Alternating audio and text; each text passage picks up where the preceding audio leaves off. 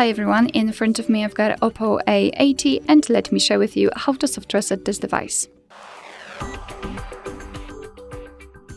So this operation will be useful if for some reason your device stopped working properly and, for example, it does not respond to your touches. You can try to soft reset it just by pressing the power button and the volume up button together and wait until you'll see the black screen and then the developer's logo. So now let me try to do it. Let me press both of those buttons simultaneously. And as you can see, we've got this restart option, but let's pretend that we cannot tap on it. So keep pressing the power button and the volume up button together. Okay, we've got the black screen, which is a really good sign. Keep pressing.